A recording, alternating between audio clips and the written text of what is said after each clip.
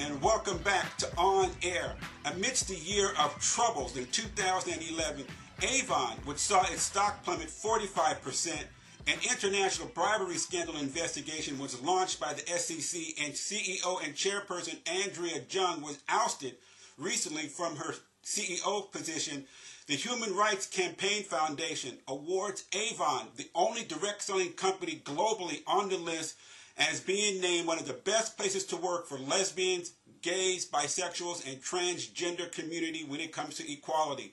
This is great news, as Direct Selling Live and I personally have been pushing for direct selling companies to embrace this community in a major way. Because of this announcement, we've decided to take a step back in time and go back to 2010 when Direct Selling Live did their special report on gays and lesbians in direct selling, where we brought then prepaid legal distributor Kara Kowalski onto the show, where she talked about what it's like to be a lesbian or a gay person or transgender person in direct selling. She comes out during this presentation. It's a great interview. Today we look at part 1. Tomorrow is part 2. We'll be right back.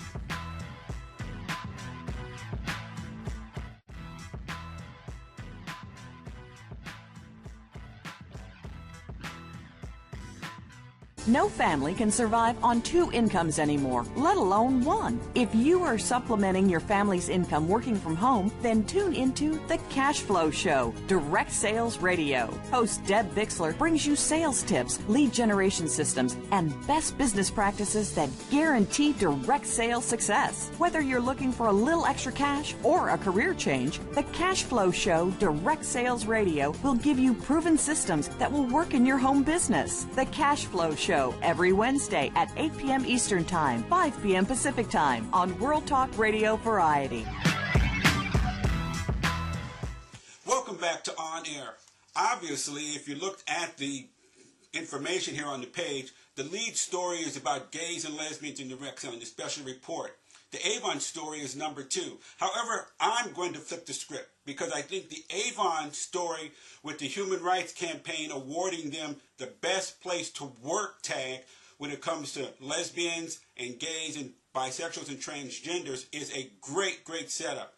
This is absolutely fantastic news for AVON, and even better, it's great news for our community. Our community for the longest time has really pushed back in recognizing that we have gays and lesbians and bisexuals and transgenders in our community. There's absolutely no doubt about it, but it's one of those hush-hush things. It's one of those taboo things you don't talk about. Sexuality, politics, religion. These are just some of the things that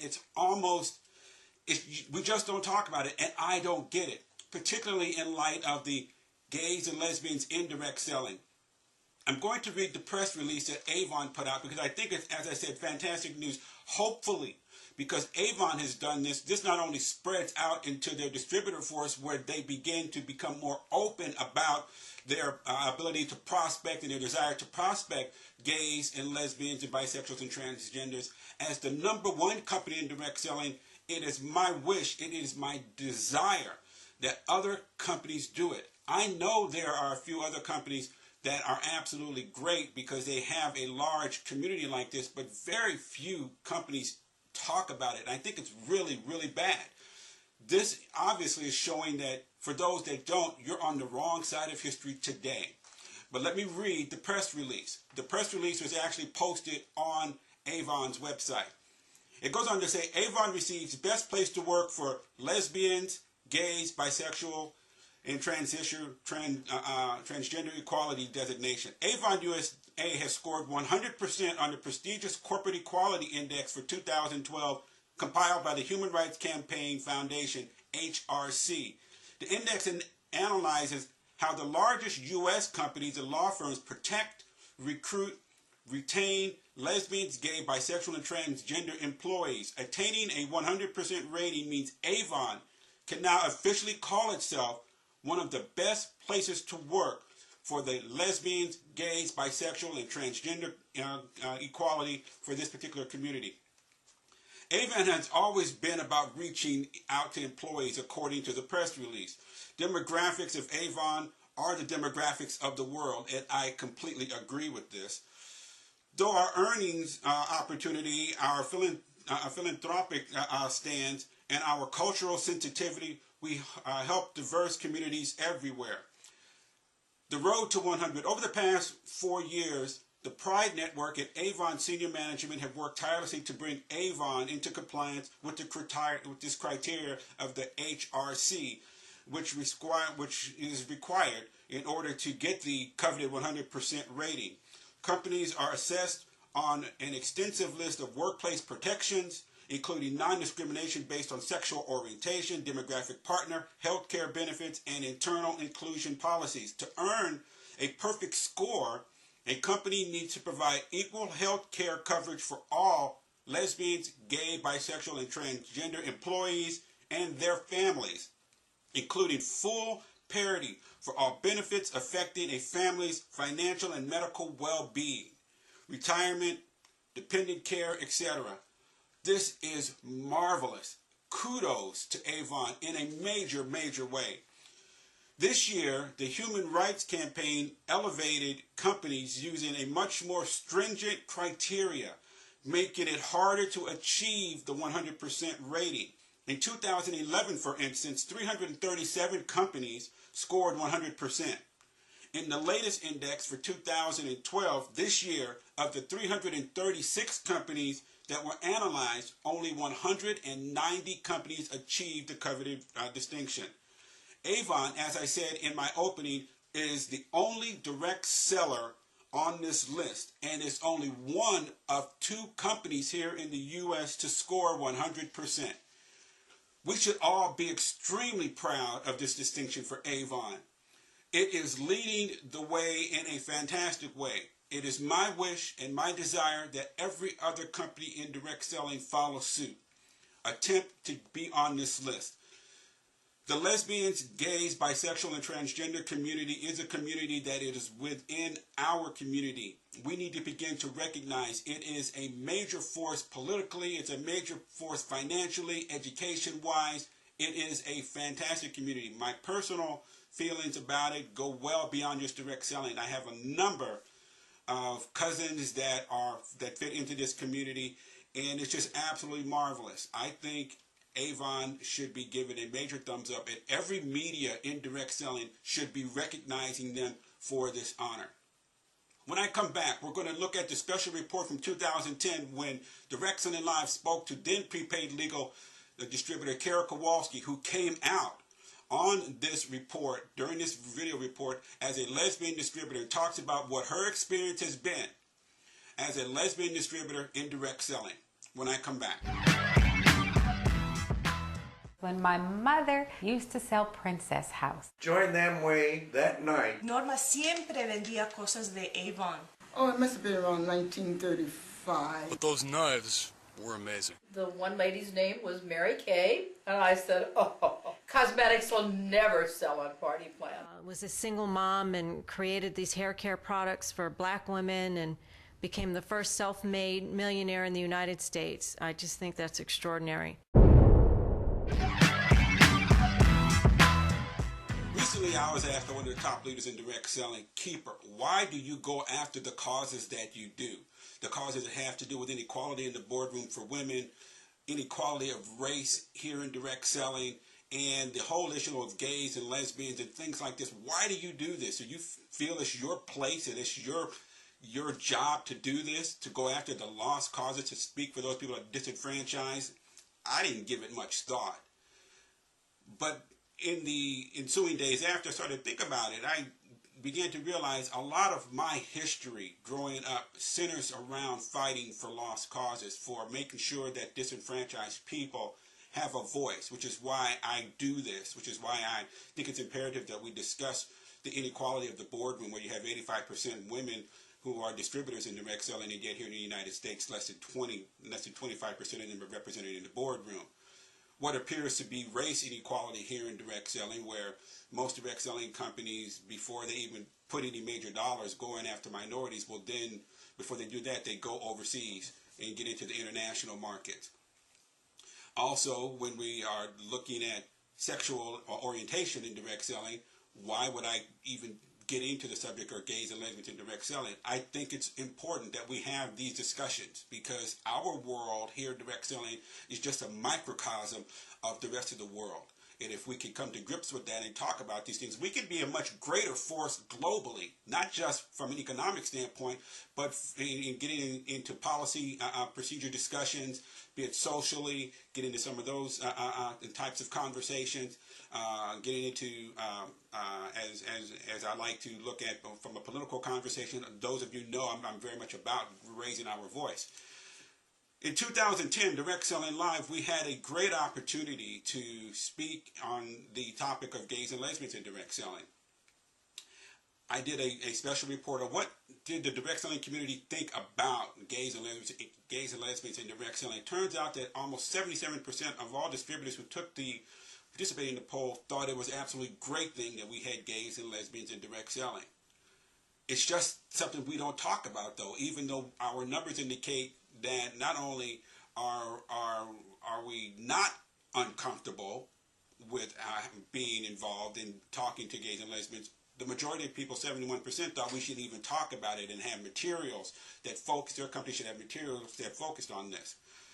I'm going to share part one of a two-part conversation that I had with Kara Kowalski. At the time, in 2010, she was a prepaid legal distributor.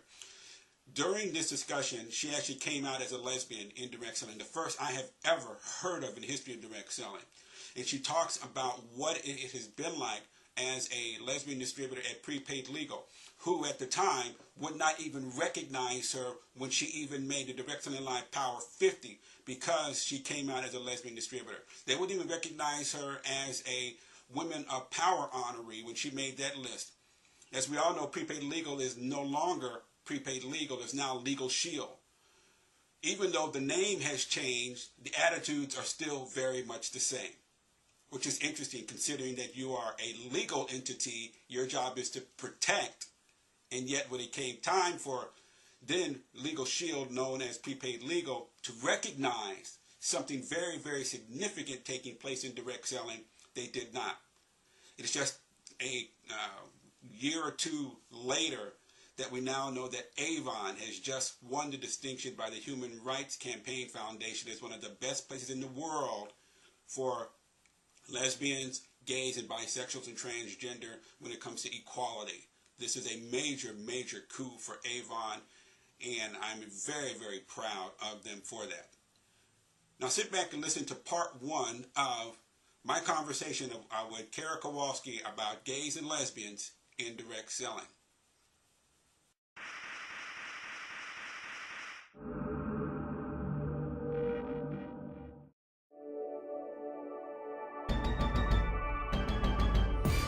Hi, this is Keeper, CEO and founder of DirectSellingLive.com. What you are about to hear is one of the most important interviews ever in the history of network marketing direct selling. This interview will take place with me and Kara Kowalski, a prepaid legal distributor. Kara Kowalski made the 2009 list of the most powerful women in all of direct selling. Direct Selling Live's Women of Power, the Power 30. Kara did not make this list because she sells the most product, has the largest downline, does the most business, knows the most people, or is the most well-connected. No, Kara makes this list because of her sexual orientation. Kara is a distributor for Prepaid Legal who is also a lesbian. The issue of being gay or lesbian in direct selling is one of taboo, one that's never talked about. However, by taking this stand and showing tremendous courage, Kara steps forward as the first person ever to openly come out as a gay or lesbian distributor and be interviewed about it. This interview will be most educational for everyone in direct selling, because no longer can direct selling be out of step with the rest of the world. We are an industry that is openly inclusive of every race, religion, political viewpoint, economic standing, education, gender, age, at least if you're over 18 years. However, there is one that we do not openly embrace, and that is every sexual orientation. It is now time for that to change. If any company in direct selling expects to be successful in the future, you must have the visionary position of embracing everyone, be it man, woman, or child, straight, gay, or lesbian. So I hope that all of you sit back and listen to this most candid interview by Kara Kowalski and learn that we are really an industry for anyone and everyone. And now, the Kara Kowalski interview. Okay, Kara, how long have you been in network marketing? 2 years. 2 years. And Yes, sir. what, if you start calling me sir, we're going to have to end this. Okay. I'm not having any of it. So 2 years. 2 years. What made you decide to get in? I was looking for additional income, and I was approached by someone in prepaid legal, and I liked the service and obviously the compensation plan. So, always looking to make the wallet bigger. Well, that's typically the line that everyone gives. But was there anything else? Were you looking to achieve a certain status for yourself? Was there any recognition that you were looking for? Were you looking to, hopefully get into a position where you can take trips whenever you want, buy a new car, anything like that? I have a business background, and I owned a business before, so I was looking to be completely self-employed. Mm-hmm. And sure, always have the luxury items, the trips. That's something I've never been able to take. And my dad, who's owned a business for 20 years, he's self-employed, but he's never been really able to take the trips because he's been tied down to his business, so it's all directly about him. Wow. So just the time freedom as well as the money is definitely important, and being able to help out my family and pay for my parents to take some trips and help my 4 siblings have the things that they might not be able to afford. Yeah. What type of business does your dad have? He has a organization business. He custom builds closets and garage systems, entertainment systems. Mm-hmm. Where did you grow up? In York, Pennsylvania. York, Pennsylvania. So, for those of us who don't know where York, Pennsylvania is, where is that strategically located? About 30 minutes south of Harrisburg. Oh, another place I don't know. Is that Harrisburg, the capital of Pennsylvania. And like I go to Pennsylvania. Okay. I can tell you about the Philadelphia Eagles. South Central Pennsylvania. So South Central Pennsylvania, and I can definitely tell you about South Central Los Angeles. That's where I grew up. Okay. Probably could be just a bit different, possibly. I don't know. Yeah, that's not anything I know about. So, I'm a country girl. So. Well, I grew up poor and in the inner city, and it wasn't pretty. All right. I gotcha. So you were recently named to the DirectSellingLive Women of Power, the Power 30 list. Because of your stand and willingness to come out and talk about the gay and lesbian community that resides in direct selling, why did you decide to do that? Oh boy. Why did I decide to do it? Well, because I think there's definitely more gays and lesbians out there who aren't able or don't feel comfortable to come out in their business and with their companies and their local organizations. Mm-hmm. I'm, number one, have the confidence in myself and be accepted by my prepaid legal organization in the area that, if I can make a stand and say, hey, it's okay, and it's okay to be gay, and it's okay to do it in network marketing, then and you can be successful. If that can help somebody, then that's awesome. What was the response by your organization, some of your upline, when they found out that you had made such a prestigious list? He was very excited, and he announced it at our weekly meeting, and everyone at the meeting, after they heard, they congratulated me, and I sent it out to a few of the people via email, the PDF file, but everyone was really excited for me and proud of me, and glad I could do something to help the community. Yeah, being the first person that we know of to visibly come out like this, what do you think will be the impact going forward? And it doesn't need to be impact will be going forward over the next, say, 3 to 5 years as it relates to the gay community looking at network marketing, but more importantly, the gay community that's inside of network marketing that doesn't really say anything? Well, I mean, owning a business, no matter who you are, is typically pretty difficult, but then being a subset of a group of people who stand out or who are afraid to come out, and sometimes you have to face your friends and, you know, worry about discrimination from them. You have to worry even about discrimination from your own family, which I've faced myself, you know, then to come out in your business and worry about it affecting your bottom line and, you know, what your customers or members might think of you. That's pretty scary, you know, because that affects your pocket and, you know, how well you can actually perform and profit and make a living. So in order to make that not be such a negative, do you take more of a stronger position personally so that you don't seem to shrink or cower around the people that may say, I didn't know that, or do you let it affect you in a negative way? How do you handle it? Because the spotlight is now on you to essentially lead the gay community in network marketing, direct selling, so we understand what's really happening here.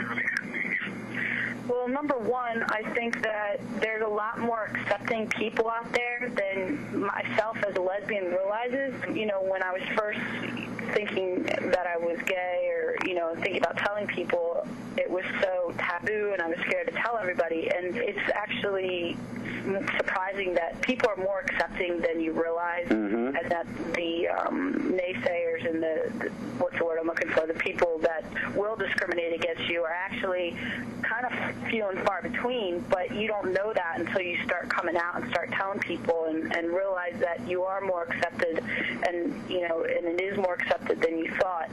But it's not something I choose, it's just who I am. So, you know, and I'm a big believer in being true to myself and true to what I believe in. So of course I'm going to take a stand and be, you know, and not back down, because this is who I am, and I can't change it any more than I can change the color of my skin. So I understand what you're saying. My closest cousin, she's down in Del Mar. She's a lesbian and she's married, and she kind of echoes the same sentiments.